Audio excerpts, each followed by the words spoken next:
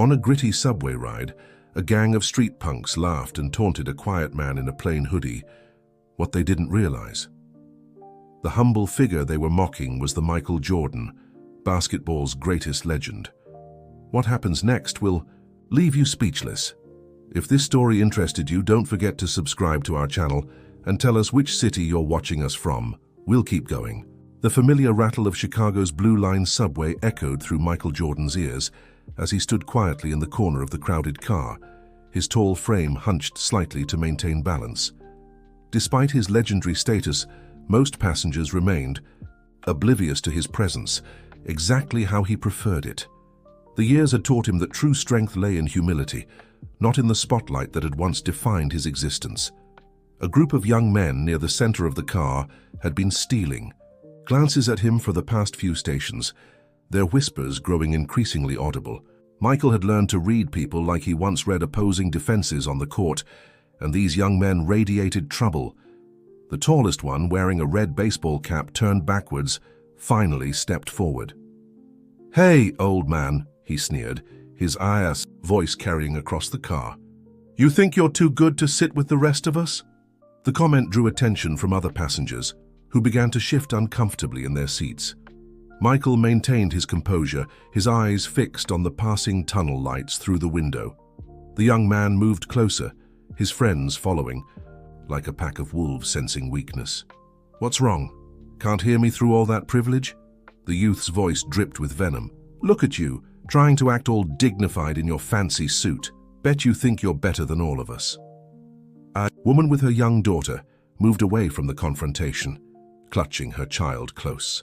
Michael noticed the fear in the little girl's eyes, and something deep within him stirred, a familiar sense of responsibility he'd carried throughout his career. "Son," Michael finally spoke, his voice calm but firm, "there's no need for this. We're all just trying to get home."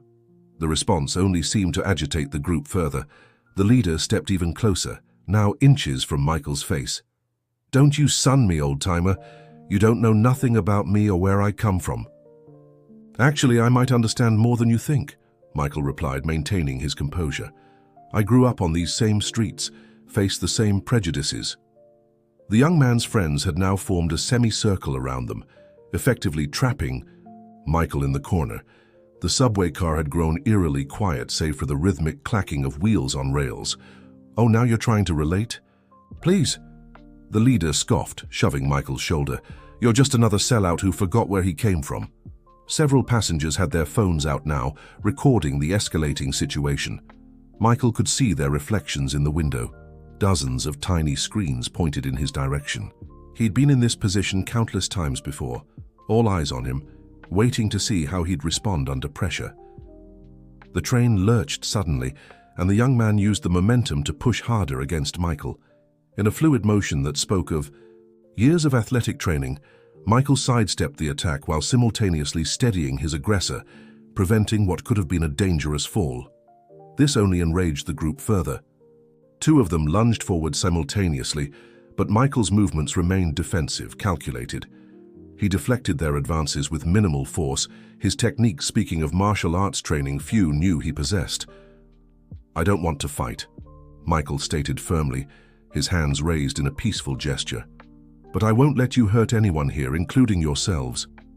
The leader pulled back his fist, but before he could strike, the train screeched to a halt at the next station. The doors opened, and two transit police officers stepped aboard, immediately assessing the situation. "What's going on here?" one officer demanded, his hand instinctively moving to his belt. The young men backed away, but the damage was done. Dozens of phones had captured the incident, each from a different angle, each telling a potentially different story. Michael could already imagine how the footage would be manipulated, how his defensive actions might be twisted into something more sinister. As the officers began questioning witnesses, Michael noticed an elderly woman watching him from across the car. There was something in her eyes, not fear or judgment, but recognition, not of his celebrity status, but of something deeper. She nodded slightly, a gesture that seemed to say she understood exactly what he'd been trying to protect. Not just himself, but the dignity of everyone in that car. Little did Michael know, among those recording, The incident was someone with direct connections to both his past and his future. Detective Elena Cross stood near the opposite door, her phone lowered, but her keen investigator's eyes taking in every detail. She watched as the transit police escorted Michael and the young men off the train, her mind already racing with questions about the man she'd just witnessed in action, questions that would soon lead them both down an unexpected path. Detective Elena Cross sat at her desk in the 18th District Station, replaying the subway footage for the 10th time. The fluorescent lights flickered above her head as she studied every detail of Michael Jordan's movements. As a trained investigator, she could see what others might miss: his defensive stance, the calculated restraint in his actions, the way he protected not just himself, but everyone around him. "Detective Cross," Captain Martinez called from his office doorway, "I need you to handle the Jordan booking. Media's already catching wind of this." Elena nodded, gathering her files. She'd been chosen for this case not just because of her exemplary record, but because of something she'd never told anyone: her own connection to Michael Jordan, a connection he seemed to have forgotten. The holding area was quiet when she entered, finding Michael seated calmly on a bench, his suit still impeccable despite the earlier confrontation. He looked up as she approached, and for a moment Elena felt a flash of recognition in his eyes, but it quickly faded. "Mr. Jordan," she began, taking a seat across from him, "I'm Detective Elena Cross. I need to ask you some questions about the incident on the Blue Line." "Of course," he replied, his voice carrying the same quiet strength she remembered from years ago. "The video footage is already circulating online," Elena continued, watching his reaction carefully. "Some media outlets are painting a particular picture of what happened." Michael leaned forward slightly. "Detective, I've spent my life in the spotlight. I know how quickly narratives can be twisted." Elena opened her file, revealing photographs from the subway camera footage. "Walk me through what happened, from the beginning." As Michael recounted the events, Elena found herself drawn back to a memory from 15 years ago. A community center in Chicago's South Side, a young girl terrified after witnessing a violent incident, and a tall figure who had stayed with her for hours, teaching her basketball until her fear subsided. That girl had been Elena, though she doubted Michael would remember one child among the thousands he'd helped over the years. "These young men," Elena pressed, "did you know any of them?" "No," Michael replied, "but I recognized something in them. Anger, frustration, the need to prove themselves. I've seen it countless times in my work with youth programs." Elena's computer pinged with a new email. Opening it, she found herself looking at security footage from various angles, clearly showing the young men as the aggressors. But something else caught her eye, a figure in the background watching the entire incident with unusual interest. "Mr. Jordan, your community work isn't widely publicized," Elena noted, studying his reaction. "In fact, most of your humanitarian efforts seem to fly under the radar. Why is that?" Before Michael could answer, the station door opened and a man in an expensive suit entered. He moved with purpose, his presence immediately commanding attention. "I'm Marcus Reynolds," he announced, placing a business card on Elena's desk. "I'm Mr. Jordan's attorney. I understand there's been a misunderstanding, but I have evidence that will clear this up immediately." Elena watched as Reynolds produced a tablet showing her additional footage that perfectly exonerated Michael. The speed with which this evidence had been gathered was remarkable, almost too remarkable. "Detective Cross," Reynolds continued, his tone professionally cordial but carrying an undercurrent of authority, "I believe we can resolve this situation without further incident." As Elena reviewed the new evidence, she couldn't shake the feeling that there was something larger at play. The attorney's arrival was too perfect, the evidence too readily available. She glanced at Michael, who seemed equally surprised by this turn of events. Within the hour, all charges were dropped, and Elena found herself watching as Michael and his attorney prepared to leave. But before they did, Michael paused at her desk. "Detective," he said quietly, "thank you for your thoroughness. It's rare to find someone who looks beyond the surface." As they walked away, Elena pulled up the community center records from 15 years ago. There it was, a donation made anonymously on the day she'd met him. enough to keep the center running for another decade. She looked up to catch one last glimpse of Michael, but Reynolds had already disappeared into a waiting car with tinted windows. Through the station window, Eleanor watched the sleek black vehicle pull away from the curb. Her instincts told her this was just the beginning. The veteran detective in her recognized the signs of a larger story unfolding, while the young girl who once found hope on a basketball court knew that Michael Jordan's appearance in her life again couldn't be mere coincidence. The car wound its way through Chicago's outskirts, each turn taking Michael further from the familiar cityscape. Marcus Reynolds sat silently beside him, focused on his tablet. After 30 minutes, they approached an estate unlike anything Michael had seen before, a modernist mansion seamlessly integrated into the natural landscape. "Welcome to the Haven," Reynolds said as the gates opened automatically. "Mr. Hale is expecting you." Michael had heard of Victor Hale, a tech billionaire who'd disappeared from public view 5 years ago. The media had spun countless theories about his reclusiveness, but as Michael stepped into the mansion's vast atrium, he sensed there was much more to the story. Victor Hale appeared from a side door, walking with a slight limp. Despite his obvious wealth, he wore simple clothes, jeans, and a black turtleneck. His piercing eyes suggested a mind that never stopped working. "Michael Jordan," Hale said, extending his hand. "Thank you for coming. I apologize for the theatrical entrance with Marcus, but we needed to move quickly." "You orchestrated my release," Michael stated, not asked. "Why?" Hale gestured toward a wall that suddenly transformed into a massive display. "Because we need your help, and we're running out of time." The screen filled with data streams, news feeds, and surveillance footage from across the city.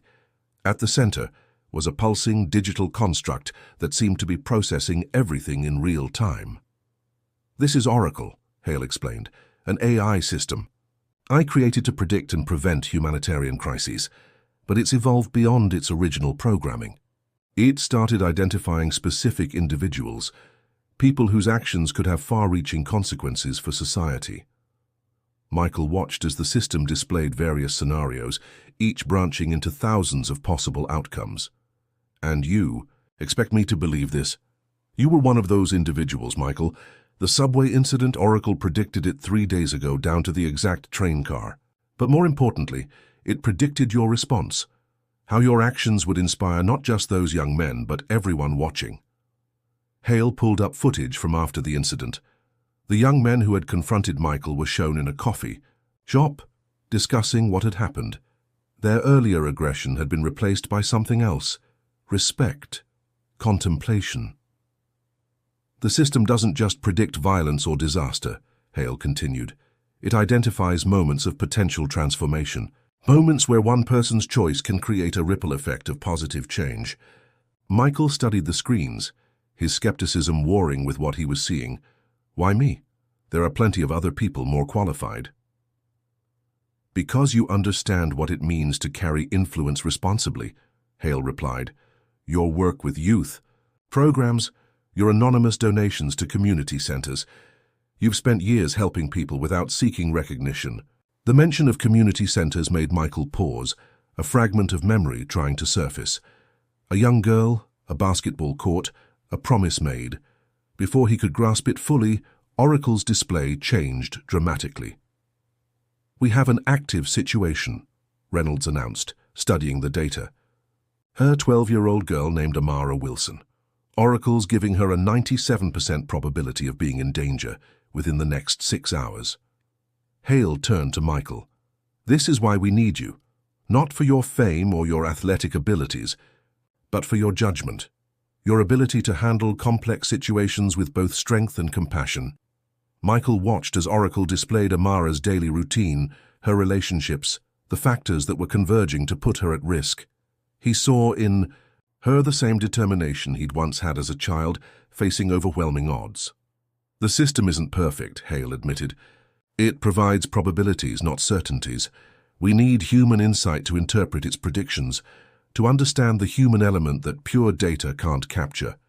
"And if I refuse?" Michael asked, though he already knew his answer. "Then you walk away, return to your life. But you should know Oracle selected you for a reason. It sees patterns we can't, connections that extend far beyond individual moments. The screens showed more footage. Elena Cross at her desk, reviewing files from cases spanning years. Community centers across Chicago thriving after anonymous donations. Young lives transformed through quiet interventions. "You've already been doing this work, Michael," Hale said softly. "We're just offering you the tools to do it more effectively."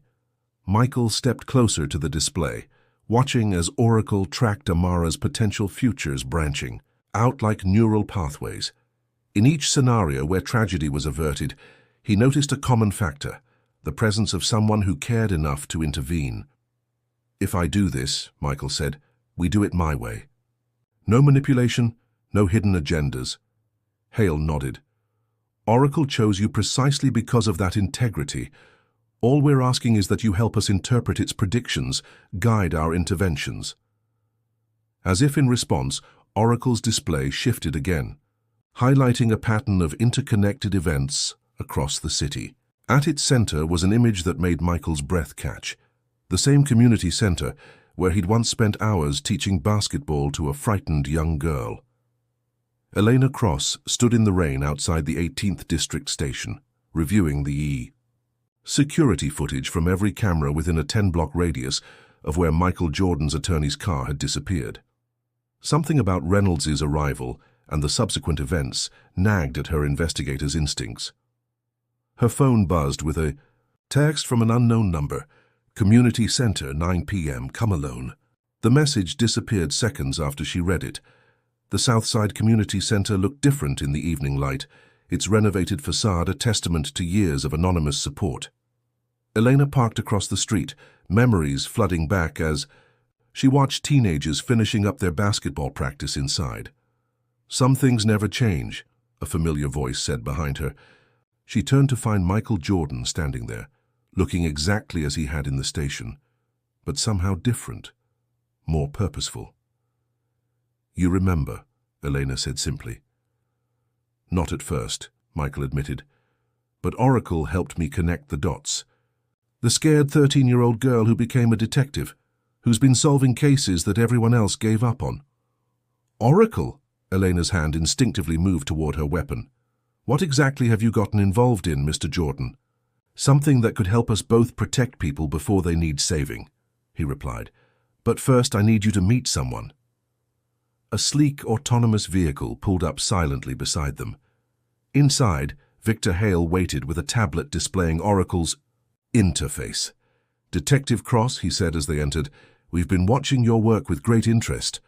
As the car drove through Chicago's streets, Hale explained Oracle's capabilities. Elena listened with growing amazement and concern, her detective's mind already cataloging the ethical implications. "Why show me this?" she finally asked.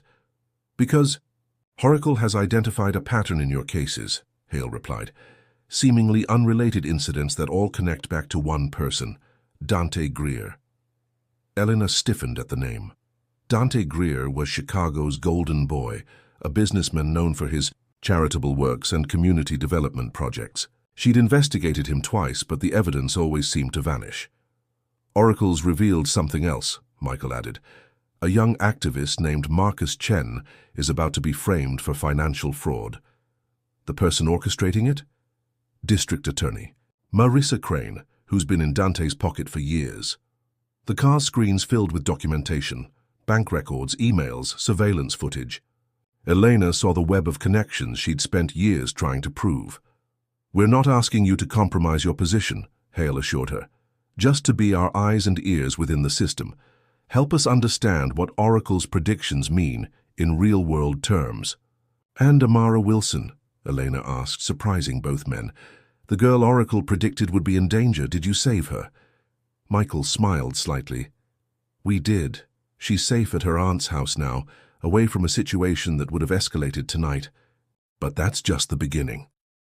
"Oracle's showing increasingly complex patterns," Hale explained. "Dante's organization is planning something big, using Marcus Chen's case as a distraction. We need someone who understands both law enforcement protocols and community dynamics." Elena thought about the years she'd spent trying to prove Dante's corruption, about the lives she couldn't save because she was always one step behind. Then she thought about the day Michael Jordan had spent hours teaching basketball to a traumatized young girl, showing her that fear didn't have to define her future. "If we do this," she said carefully, "we do it right. No shortcuts, no compromising. The law unless absolutely necessary to save lives." "Agreed," Michael replied. "In fact, that's exactly why Oracle identified you as crucial to what's coming." The car stopped at a secure underground facility beneath Hale's mansion. As they stepped out, Oracle's main display activated, showing a complex web of predictions spanning the next several weeks. At its center was an image of Elena and Michael working together, their combined skills creating possibilities that neither could achieve alone. "One more thing," Hale said as they entered the facility. "Oracle's been tracking someone else, a former NBA player named Leon Hayes. He's working for Dante now, but his loyalty might be wavering. If we can reach him—" Michael's expression tightened. Leon was more than a teammate. He was like a brother. If he's involved in this, there's a reason. Elena studied the Oracle's predictions, noting how many potential futures hinged on Leon Hayes' choices. "Then we start there," she said. "Building trust, understanding motivations. That's detective work 101. "And Marcus Chen?" Michael asked. "Oracle gives us less than 48 hours before Marisa Crane moves against him." Elena smiled for the first time that evening. "Let's show Dante what happens when he underestimates the power of people who refuse to look the other way." As if responding to their determination, Oracle's display shifted, revealing new connections and possibilities. The AI system seemed to pulse with renewed purpose, its predictions adapting to account for this newfound alliance between a legendary athlete, a dedicated detective, and a reclusive tech genius. The morning sun cast long shadows across Chicago's skyline as Michael stood in Victor Hale's command center, watching Oracle's predictions unfold across the massive displays. The past few weeks had been a whirlwind of calculated moves and carefully orchestrated interventions, each one bringing them closer to exposing Dante Greer's true nature. "Marcus Chen's reputation has been completely restored," Elena announced, entering the room with fresh coffee. "Marisa Crane's confession went viral last night. She's agreed to testify against Dante in exchange for leniency." Michael nodded, but his attention was fixed on a different display, one tracking Leon Hayes' movements. His former teammate had been avoiding their attempts at contact, but Oracle predicted a 93% chance of a confrontation within the next 12 hours. "He'll be at the Riverside Development Project," Hale said, studying the data.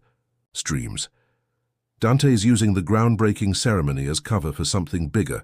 Oracle's been tracking unusual financial patterns, suggesting a major power play in motion." "Leon knows we're coming," Michael said quietly.